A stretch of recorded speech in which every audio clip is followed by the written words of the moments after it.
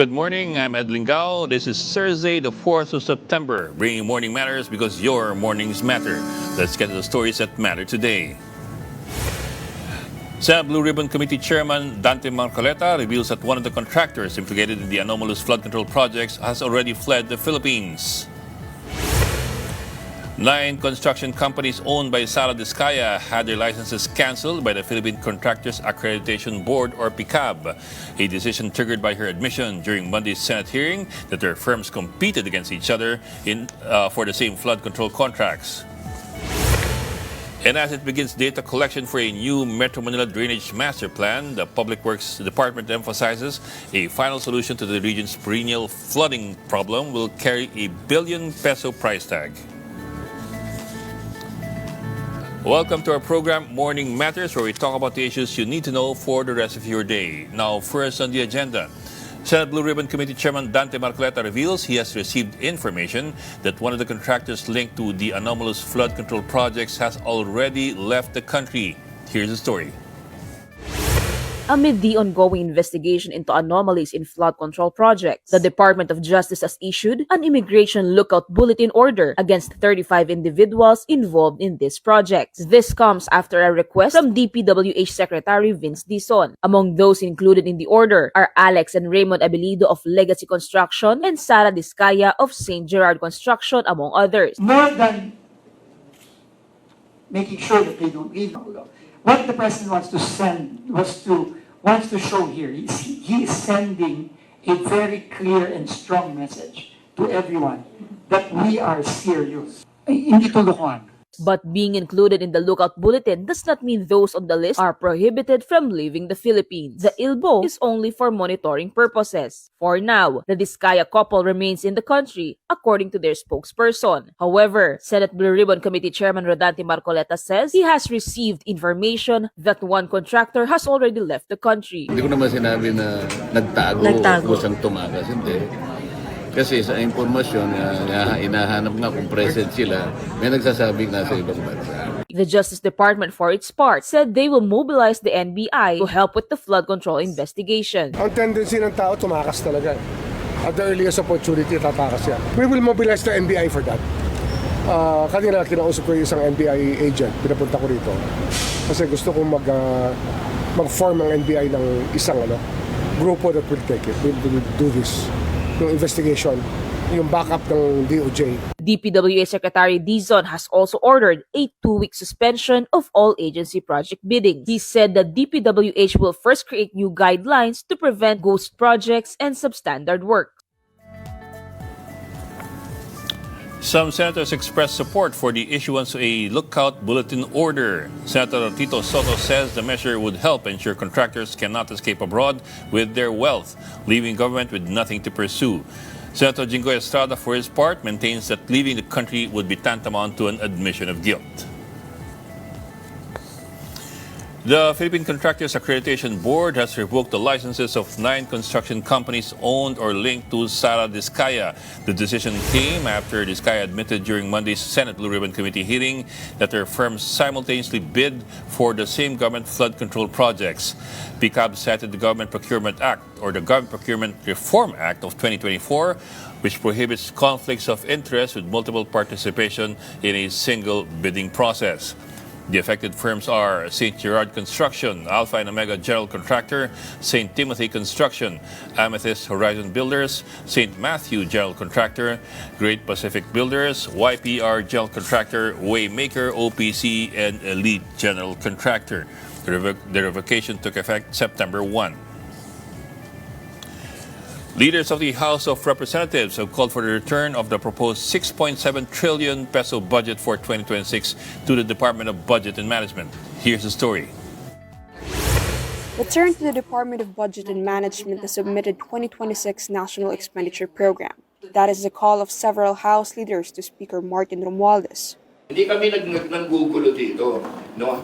Ang problema namin talaga is ayaw namin tanggapin itong basurang trabaho, no? Tapos kami na naman ang masisisi.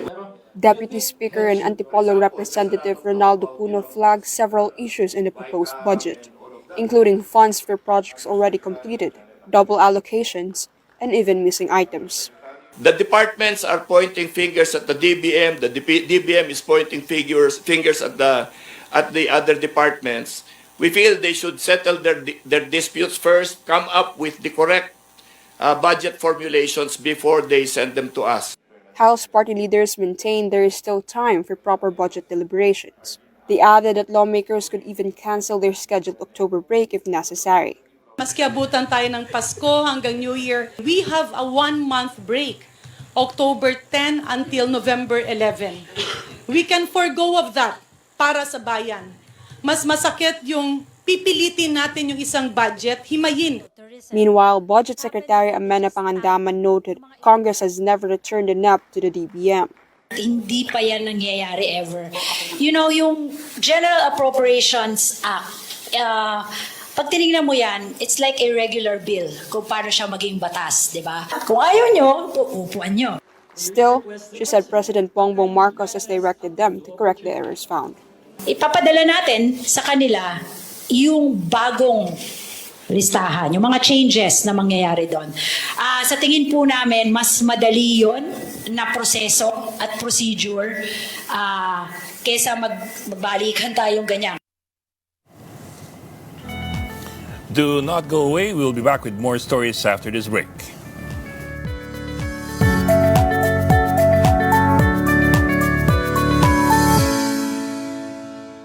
Good morning, I'm Ed Lingao, and here in Morning Matters, we talk about the most pressing issues and give you the context behind the headlines.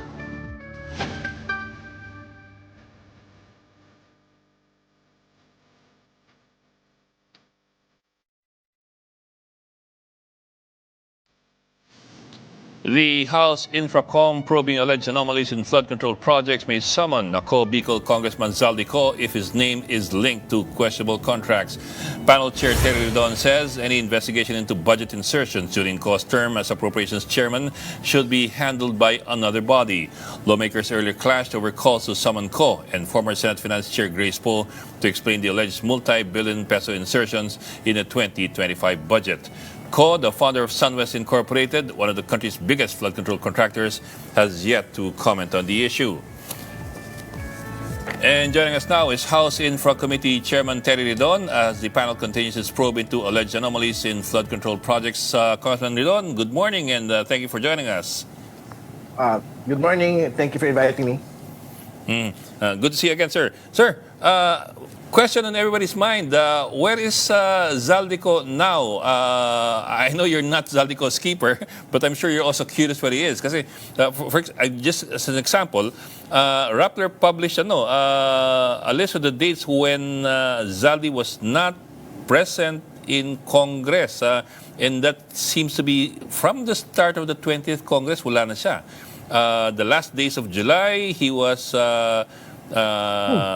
he officially notified the House of his absence, and then the first week of August, absent without notice, and then the rest of August, puro excused, presumably because of, I don't know, does that mean in your excuse that means it's official business? I'm sure you're also curious, considering how the investigation is going. Any idea where he is? Well, I don't know where he is. No, so I haven't seen him in Congress in the last couple of weeks. So I think it's better asked to his staff, no? Kasi he has an office naman po in Congress, so I think it's better referred to the Chief of Staff of Congressman Zaldico as to his whereabouts today. But there was also, the last hearing, there was also some heated discussion as to whether or not he would or should or could be called. Actually, I don't even know. Can you actually even just summon a fellow congressman? I mean, is that even in the books, in the rules? Can you just summon somebody from within Congress if it comes to if his name comes up in an investigation? I think the practice there is to just invite a congressman, but the right to be there and not be there is determined by the House member himself. So I think it's the same protocol as to how we will do it, not just for Congressman Ko, but for any person that might be named in anomalous transactions relating to infrastructure and flood control projects. They will be given the right to reply, but we will immediately recuse and forward the matter to the independent commission. Sir, by that, do you mean that they cannot be made to attend if they refuse to? I think that has been the tradition in the past, no? So Congress and its committees cannot compel House members. They cannot be subpoenaed because of their standing as House members. Okay, sir. Well, what if I turn the question around?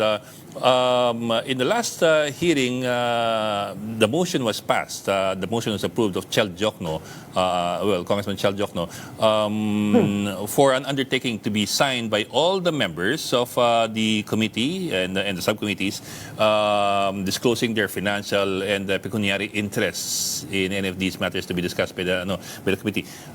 But I'm also not clear whether or not these congressmen who do show up with some interest would automatically be inhibited from the hearing, or is that going to be voluntary in nature?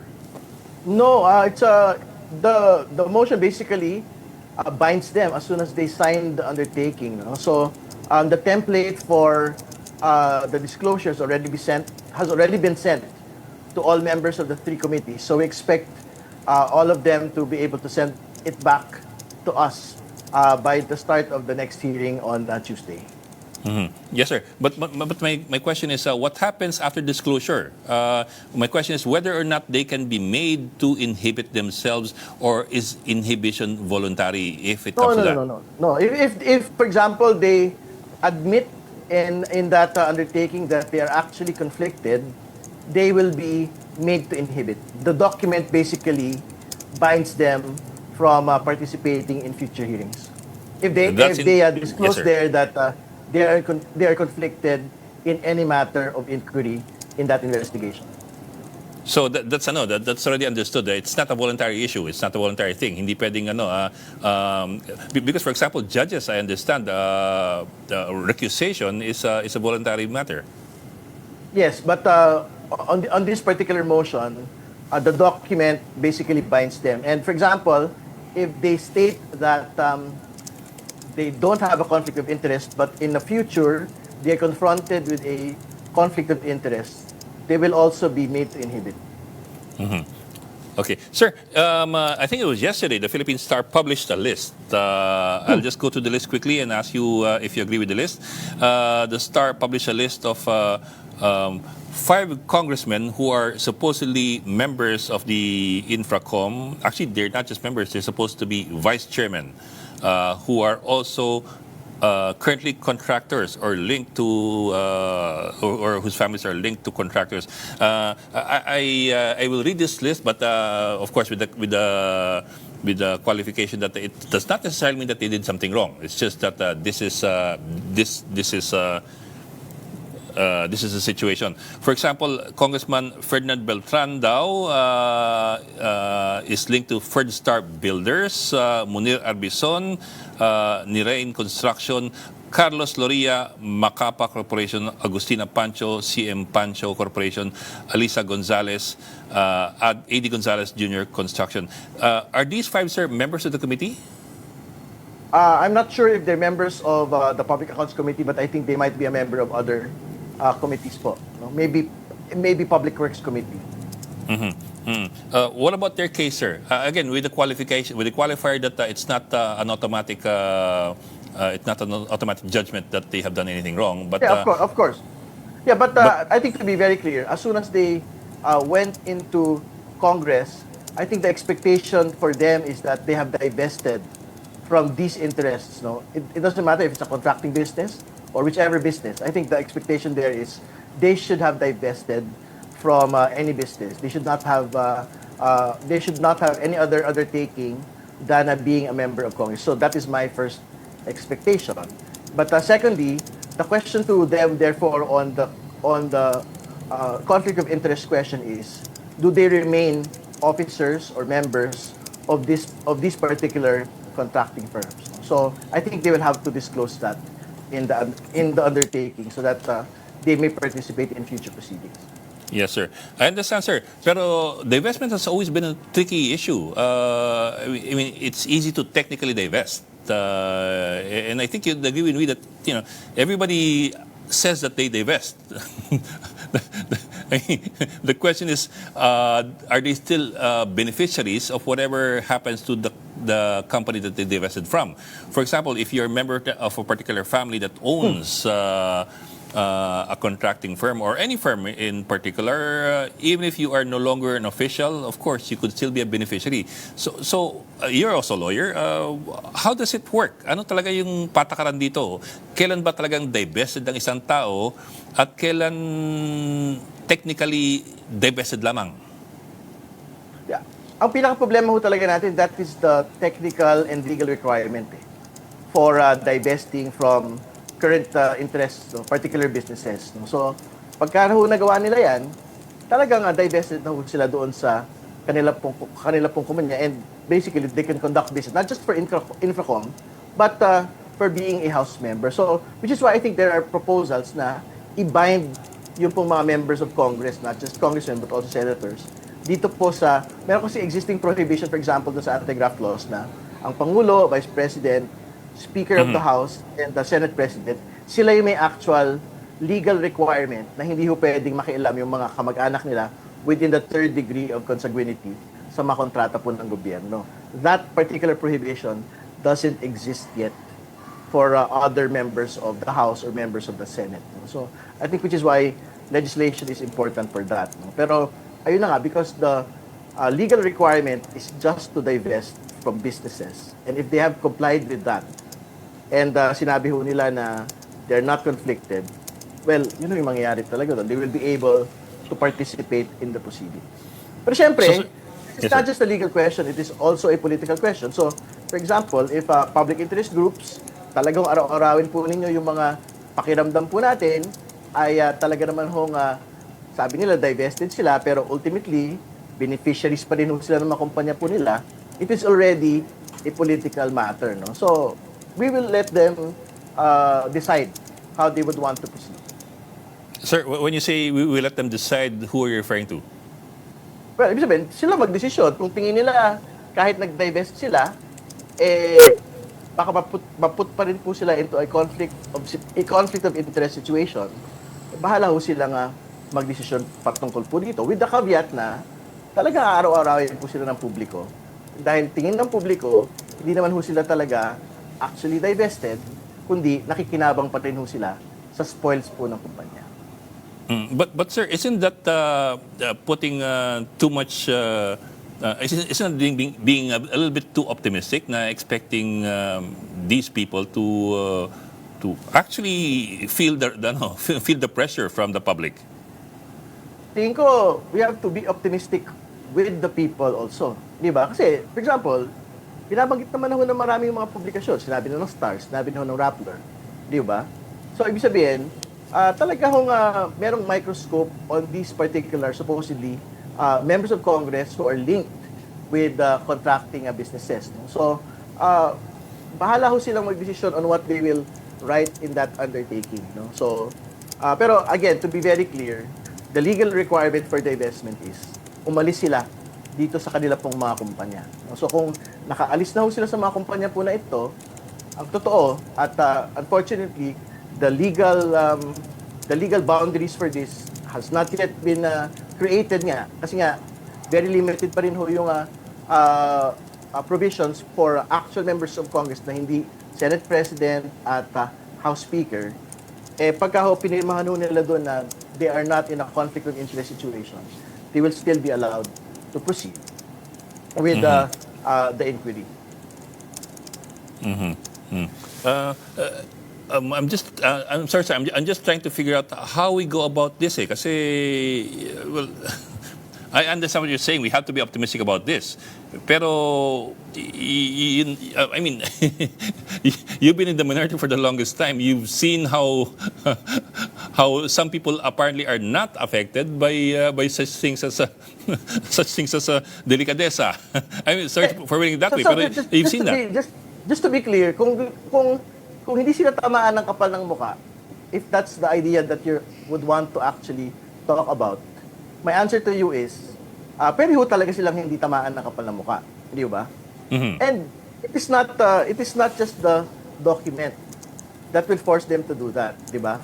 What will force them to do that is, syempre, the scrutiny of the public na, conflicted ka naman kahit sabihin mo na nag-divest ka, andyan pa rin yung mga pamilya mo Di ba? It is not just the legal document that will force them na magkaroon po ng kapal na mukha. It is basically the public clamor also for them to be actually accountable. What about, sir, from your end? Of course, you are the chairman of the Infracom. Is there any other way of doing this aside from just leaving it up to them in their full disclosure in the undertaking? Na I have no interest in these things, and therefore I should be allowed to carry on with the investigation as a member, even as a vice chairman. Is there any other way of doing this to make sure that there's no conflict of interest? Well, syempre, pagka naman nagkaroon na talaga ng apparent conflict of interest in the course of the inquiry. So, for example, pagka pinag-usapan na natin, yung actual pong kumpanya nila, ng pamilya nila, kahit divested sila, I think we will all be compelled to basically raise the question na, I think even if you are legally not conflicted, parang medyo nakakahiya na nakikialam ka dyan in the course of the inquiry. Diba? So, I think that will be raised during the proceedings itself. But there is no way that the committee can force inhibition.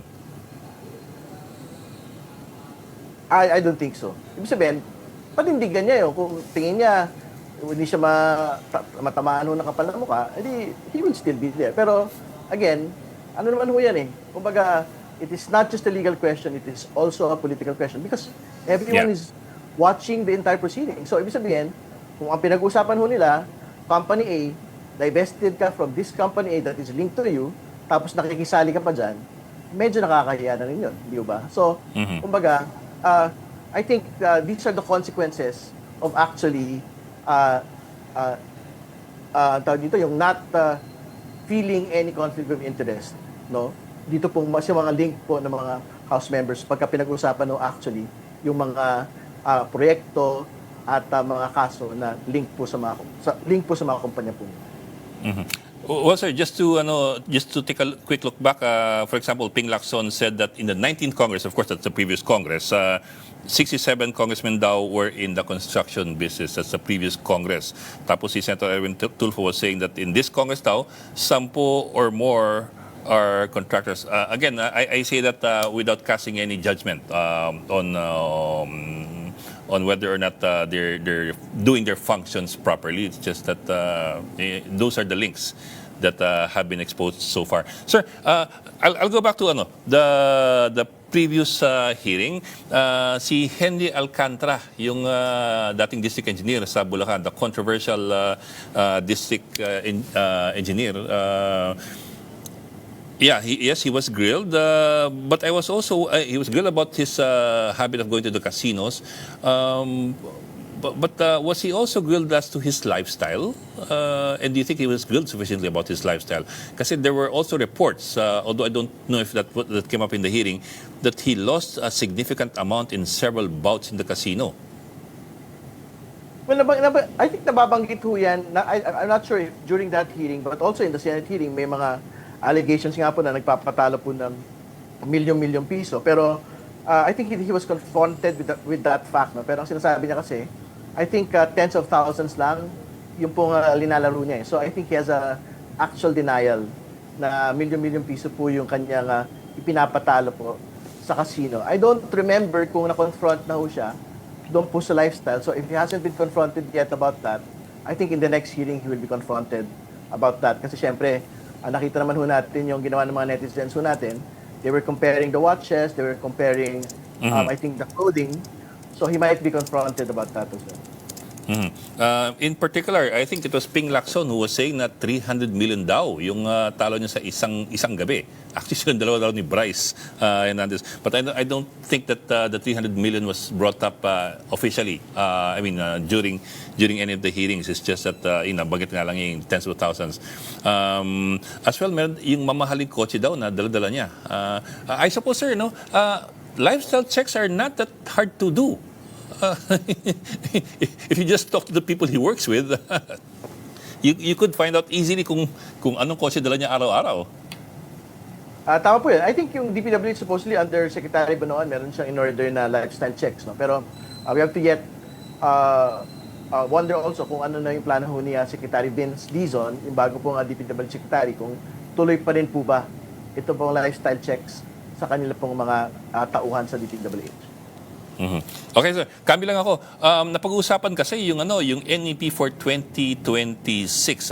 In fact, pinapabalik ng ilang House leaders yung NEP for 2026 back to the DBM because of marami raw mga butas at marami raw mga doubling at meron pa raw insertions this early.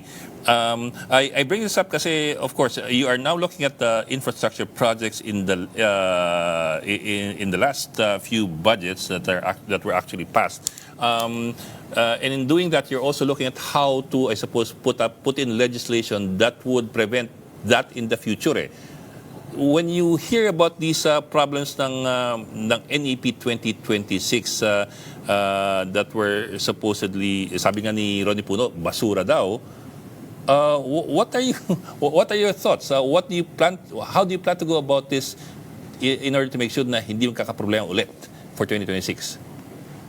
Well, I think I would support tayo na nga. Kailangan ho magsoli ng basura. Di ba? Kung talagang basura ho yung pinadala.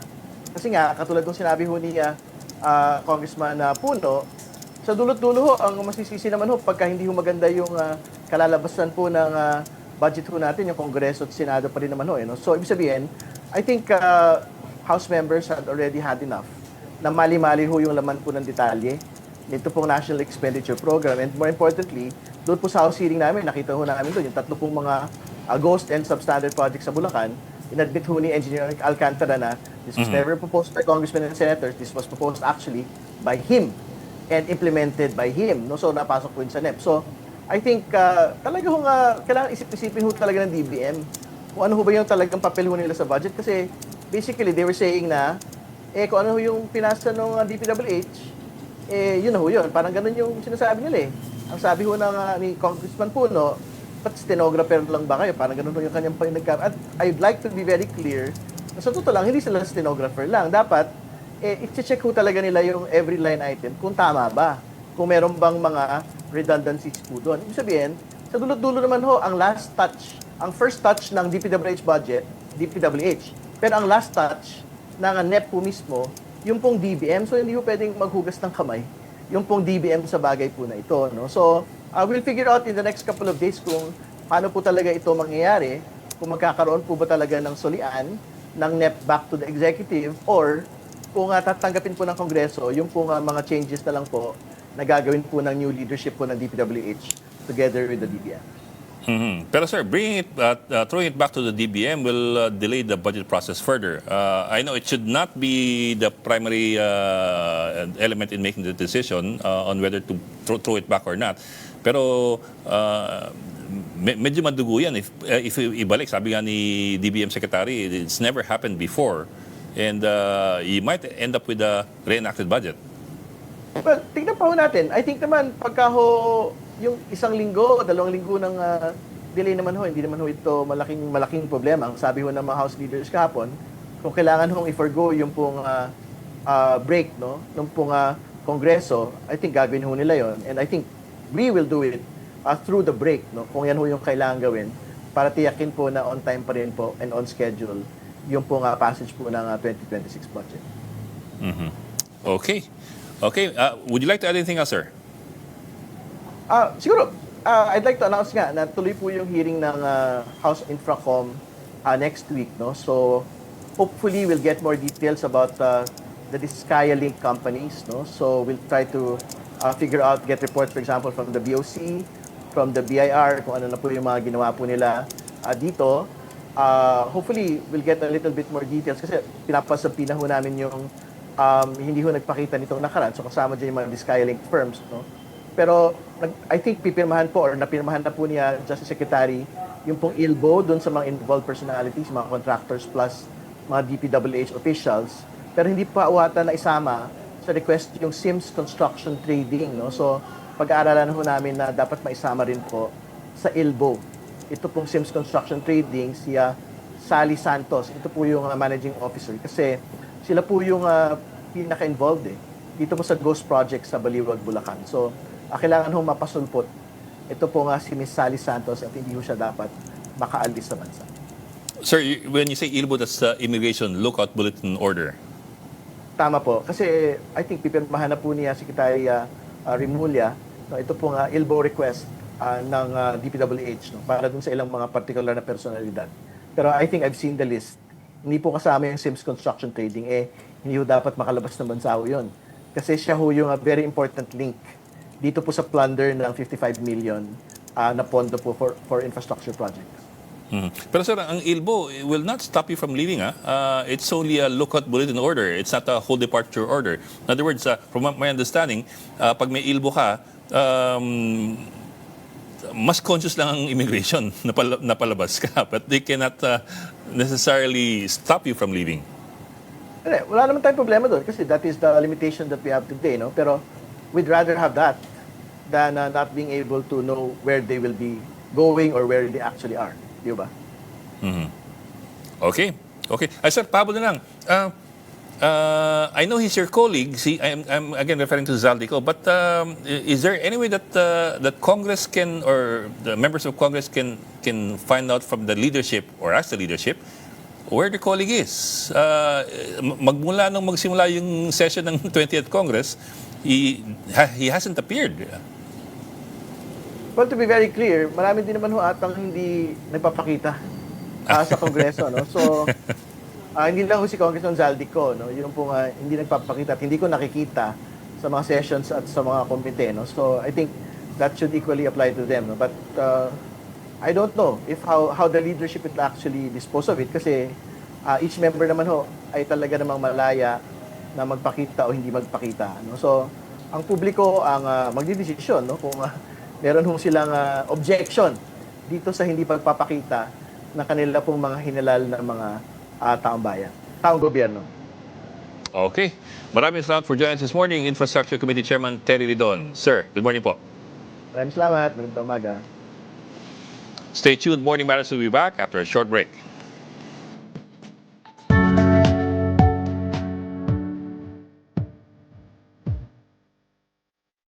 Welcome back. You're still watching Morning Matters here in One News. At this point, let's talk to Iloilo First District Congresswoman Janet Garin about the ongoing deliberations for the proposed 2026 budget. Good morning po, and thank you for joining us this morning. Good morning, and thank you for inviting me. Well, ma'am, let me start off with this.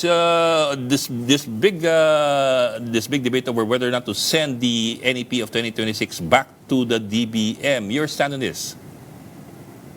Well, it was the consensus of all the party leaders to request the Speaker to send back the National Expenditure Program for 2026 back to the DBM.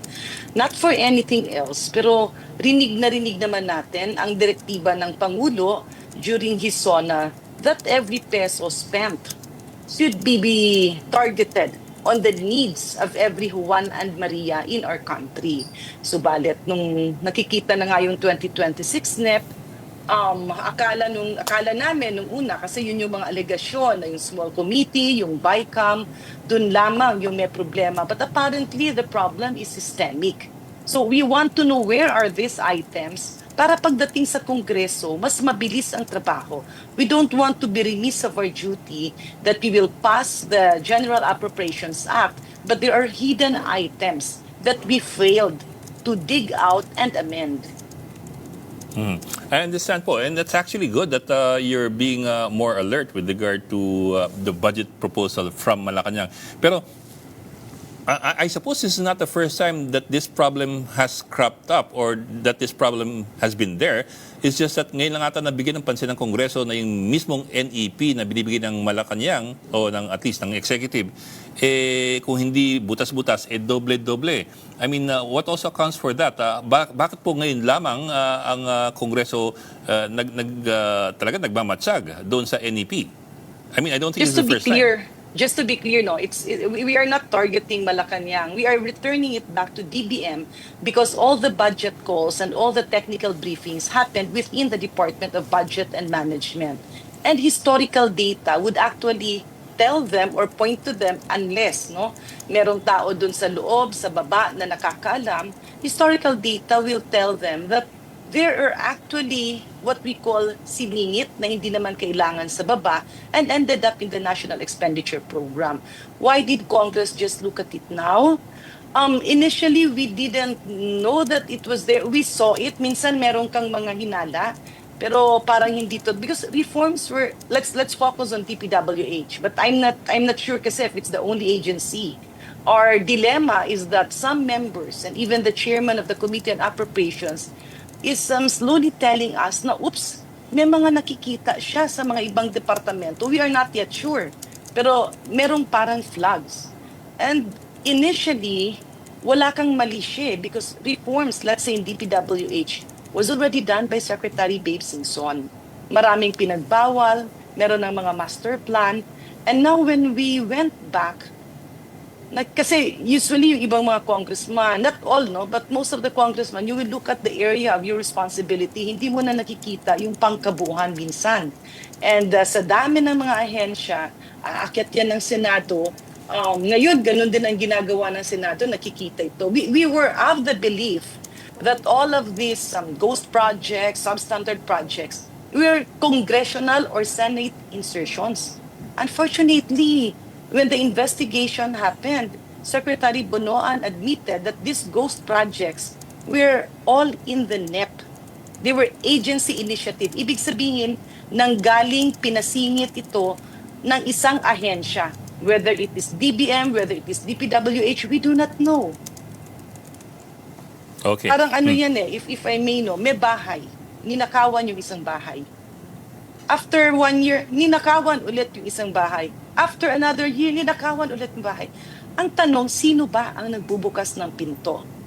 Because we need to solve this problem once and for all. Reforms that were initiated before, overturned by maybe the previous administration, but we have to validate that. Yan yung mga bagay-bagay na dapat talagang tuldukan at ayusin. Okay, ma'am, of course, the DPWH is under the microscope. The district engineers are also under the microscope, but also Congress is under the microscope. All these reports of legislators also doubling as contractors or belonging to families that own construction businesses. Of course, the qualifier is that it's not necessarily a bad thing. I mean, if that's your family, that's your family. It's only a question of whether or not you should inhibit in the event that there is a conflict of interest. Your thoughts on that po? Kasi, for example, the Philippine Star listed 5 members of Congress who are linked to construction companies because of their families, who are also vice chairman of the Infracom. I was talking to Congressman Ridon about this earlier, and ang sabi, for example, ni Congressman Ridon is, we will have to trust the undertaking that they will sign. Yung napagkasunod pong undertaking na kung may conflict of interest, kung may financial or pecuniary interest ang mga members ng Infracom. But I was wondering about your thoughts here. How do we decide or determine who has a conflict of interest to begin with? Well, that is something that is a work in progress. But what we are seeing as a bigger problem is the fact that may mga nangyayari sa loob, even before it reaches Congress. Okay, the participation of some congressmen is something that should be looked into. We are not saying that they will be exempt from the investigation. That's why I was correcting Congressman Toby Chanco. Kasi wag niyang lahatin. Kami sang-ayon kaming panagutin ang mga kongresistang kung meron man or kung totoo yung alegasyon. But our bigger problem lies on the fact na sino ang tagabukas ng pinto? Sino yung mga nagsisingit? Kasi we are also hearing it from the grounds na yung iba walang magawa. You need projects for your areas. The governors, the mayors, may mga kailangan sila. And then merong mga sabihin na natin, nag-aalok. Merong maraming mga ahente along the line. The repercussion of this is that you will have substandard projects. Kasi sa dami parang bigas yan eh. Naging mahal ang bawat kilo ng bigas. Kasi from the import price or from the production price from the farmers, may mga wholesalers na naka-monopolize. At doon ka lang pwedeng bumili. Sila lang pwedeng bumili. Lahat ng retailers, lahat ng public markets, you have no choice but to get it from there. Pero po, the criticism also is na, at least yung allegations, some legislators supposedly are also in touch with the DPWH at the local level to get them to push certain projects. So it That goes will both be ways. looked into. Dapat tingnan din talaga yan. Pero may nakikita tayong mas malaki. Let's say, the substandard projects.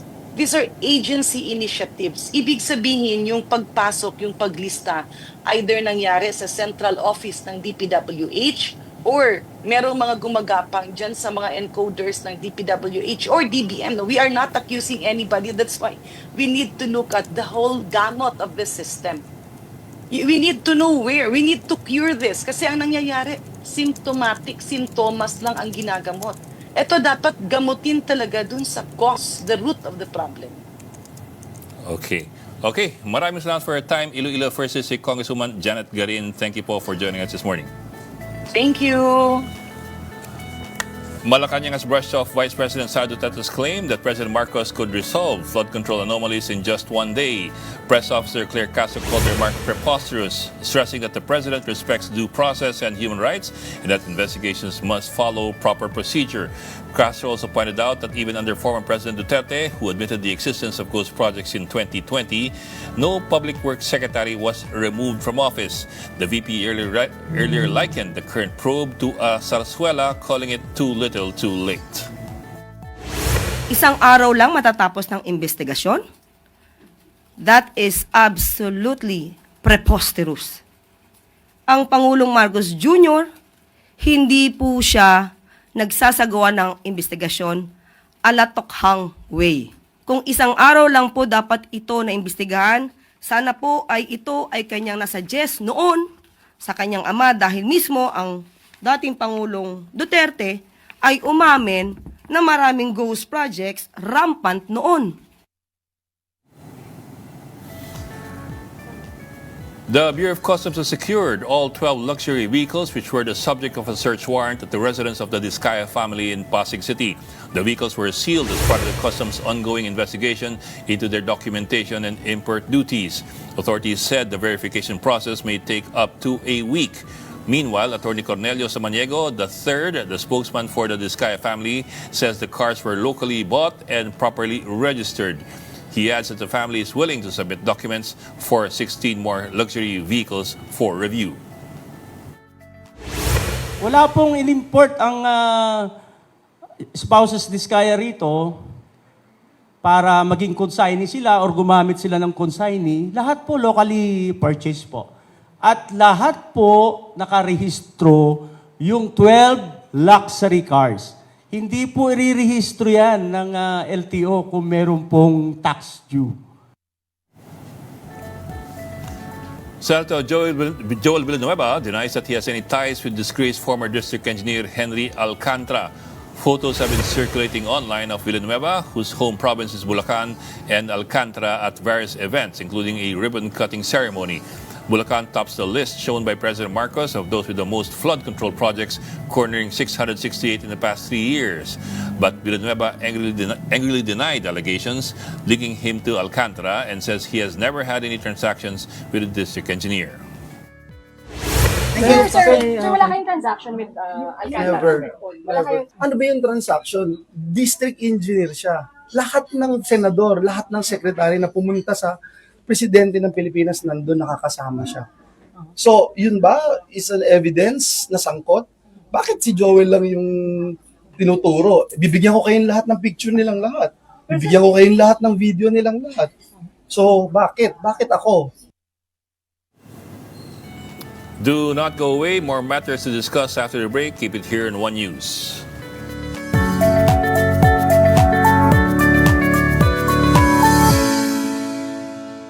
Welcome back. You're still watching Morning Matters here on One News. The Department of Education has presented its 928.52 billion peso 2026 budget to the House Appropriations Committee.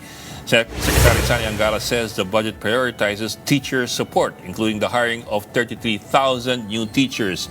DepEd is also seeking 9.3 billion pesos for 243,000 laptops to be distributed to teachers. Angara says that if the program is sustained, every teacher in the country could have a laptop by 2028. And to address a shortage of 165,000 classrooms nationwide, the agency has allocated 13.2 billion pesos for classroom construction.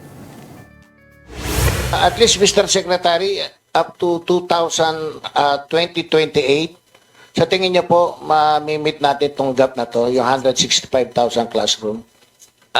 Maumpisahan ho, pero I think looking at the history of our school building program, baka mahirapan ho tayo na maipsan because that's only a matter of 2.5 to 3 years, Your Honor. So if we want to meet that, we'll have to build 55,000 classrooms a year. And that's never been done in our history, Your Honor. The Public Works Department says solving Metro Manila's flooding problem will require billions of pesos. At a House hearing, DPWH NCR officials said they need 52 billion pesos to fully address flooding in Metro Manila. That includes dredging waterways and building new flood control structures. They also said they are now in the data collection stage of crafting a comprehensive Metro Manila drainage master plan. The plan will rely heavily on the inventory submitted by the local governments. Kasi kailangan po namin makuha yung inventory ng bawat LGU para malaman po natin kung gaano po kalaki yung mga drainage system po nila and kung silted na rin po ba at kailangan na po pa talagang palitan. In weather, the southwest monsoon will continue to bring rains to parts of the country today, September 4. Metro Manila, Central Luzon, Ilocos Region, Cordillera Administrative Region, Batanes, and Cagayan are expected to experience cloudy skies with scattered rains and thunderstorms. Western Visayas and the rest of Luzon will see partly cloudy to cloudy skies with isolated rain showers. Meanwhile, Pagasa says it is not monitoring any low-pressure area.